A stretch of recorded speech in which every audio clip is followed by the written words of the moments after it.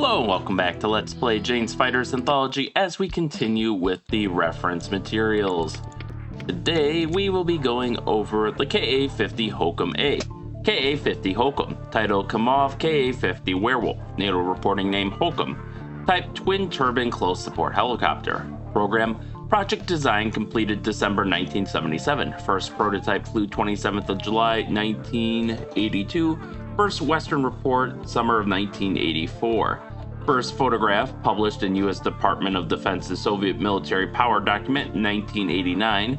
Pre-series production has been underway for 4 years at Arasyev after competitive evaluation with Mi-28. Production Ka-50 exhibited at 1992 Farnborough Air Show, user trials at Russian Army Aviation Center imminent January 1994. Night-capable and training versions under development.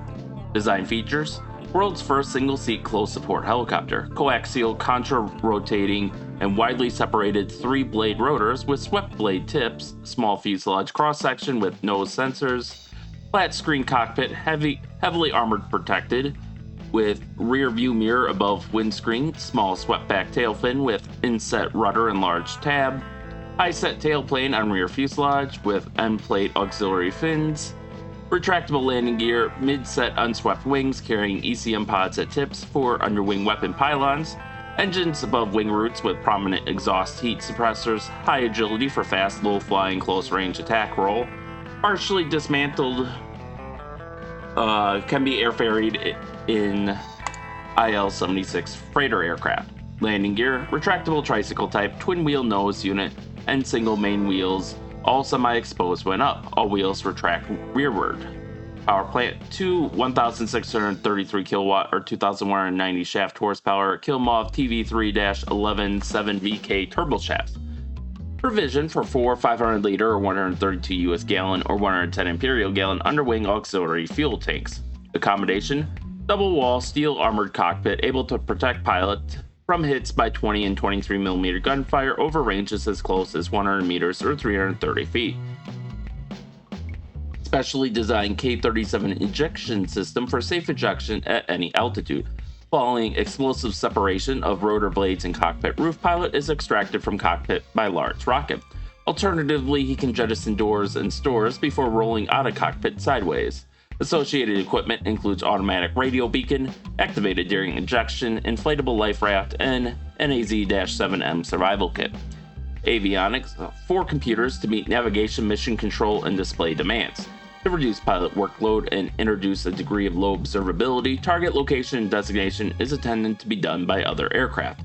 Equipment behind windows and nose includes laser marked target seeker, and rangefinder. Other equipment includes FLIR turrets, LLTV HUD, and cockpit CRT. Pilot has MiG-29 type helmet sight. When pilot has target centered on HUD, he pushes button to lock sighting and autopilot into one unit. Armament: up to 80 S-8 80mm air-to-surface rockets and 4 underwing B-8 packs, or up to 12 Vickers NATO designation AT-12 tube-launched laser-guided air-to-surface missiles with a range of 8 to 10 kilometers or 5 to 6.2 miles, capable of penetrating 900mm of reactive armor. Single-barrel 30mm 2A42 gun on starboard side of fuselage with 500 rounds. Can be depressed up to 30 degrees and traverse 5 to 6 degrees hydraulically. It is kept on target in azimuth by a tracker which turns helicopter on its axis. 2 ammunition boxes in center fuselage, provision for alternative weapons including 23mm gun pods, air-to-air missiles, or dispenser weapons.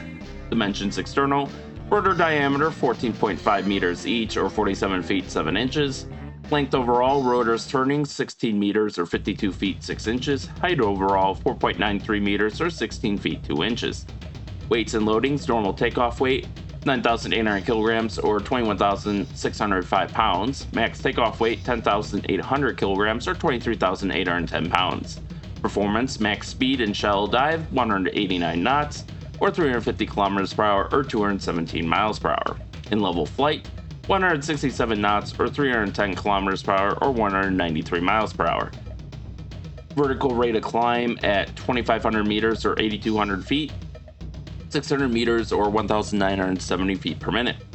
G-limit +3, length 16 meters, height 4.93 meters, wingspan 14.5 meters, max takeoff weight 10,800 kilograms, max level speed 167 knots, hovering ceiling 4,000 meters. So here we can see a picture of the engine, and it's a pretty beefy boy. Here we can see the cockpit. The CRT is actually rather tiny, all things considered. And the photo album where we have 3 pictures of various development units. Actually, this one looks more like a Russian army unit. You can see the sensor turret in the nose there. The rocket pods on the inside portion of the stub wings, and then the AT-12s on the outside portion.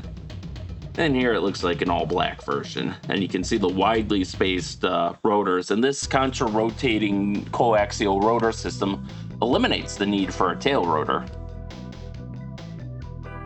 And then we have the 3D view here, where it looks like in-game they are rendered Russian Army green.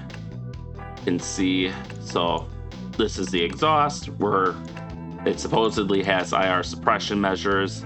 You can see it's got a twin tail, almost like a triple tail set up there. You can see the stub wings here on which the weapons would go on, and then you have, I believe this is supposed to be a radar antenna of some sort and not like an actual gun pod, because they said the gun was to the right, I think, so it was there. But obviously from the pictures we can see it's a sensor turret, and it is of course a single pilot. And these have actually entered service in a somewhat large number, not as huge as like Army Blackhawks or Apaches, but Russia had about, I want to say it was around 130 to 160 of these before the war in Ukraine broke out. And since then, they've lost about half of them, which is surprising, although this is the most capable attack helicopter, I think, in the Russian inventory, which is probably why it suffered those losses, because it's the only one that has a chance of surviving, so they use it heavily.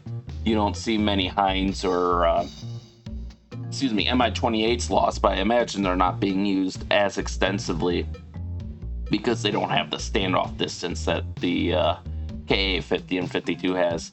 There was also a proposal for a navalized version that I know at one time they were thinking of selling it to like Egypt or Turkey or something. I forget which country. But one of them was looking at the Ka-52, a navalized version to go with an amphibious assault ship. And I think Russia has plans to navalize this for their own amphibious assault ships. Though, whether those projects ever come to fruition, we'll see. We'll see about that. But in any case, that will conclude today's episode. So with that, thank you all for watching, and stay tuned for next time, and stay safe out there. And we'll see you then.